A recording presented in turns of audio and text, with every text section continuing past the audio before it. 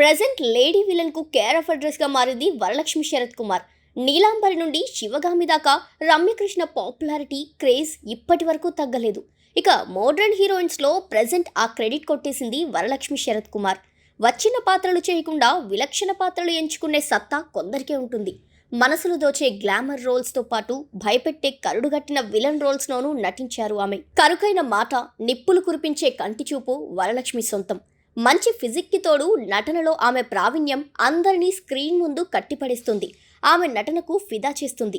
నటి వరలక్ష్మి శరత్ కుమార్ విక్రమ్ వేద, విస్మయ, మాణిక్య, కసాబా వంటి సినిమాల్లో అద్భుతంగా నటించి ఆ తర్వాత పందెంకోడి 2, సర్కార్ వంటి సినిమాల్లో లేడీ విలన్గా అవకాశం దక్కించుకుంది. తెనాలి రామకృష్ణలో కూడా లేడీ విలన్గా నటించింది.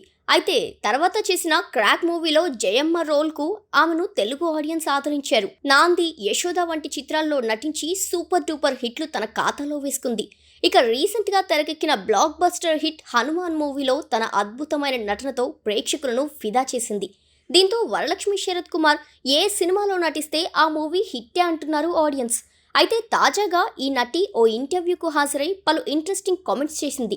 శరత్ కుమార్ ఛాయ దంపతులకు వరలక్ష్మి జన్మించింది. తర్వాత వరలక్ష్మి తండ్రి సీనియర్ హీరోయిన్ రాధికను వివాహం చేసుకున్న విషయం తెలిసిందే. రీసెంట్గా వరలక్ష్మి సవతి తల్లిపై చేసిన కామెంట్స్ వైరల్ అవుతున్నాయి. రాధికతో మీ బంధం ఎలా ఉంటుందని ప్రశ్నిస్తే, అసలు ఆమె నా తల్లి కాదు, నా ఫ్రెండ్. సవతి తల్లి అయినప్పటికీ మేమిద్దరం చాలా క్లోజ్గా ఉంటాం. కెరీర్కు సంబంధించి నటనలోనూ ఆరోగ్యం చూసుకోవడంలోనూ సలహాలిస్తుంది. హెల్దీగా ఉండాలంటే మంచి ఫుడ్ తీసుకోవాలని చెప్తుంటుంది.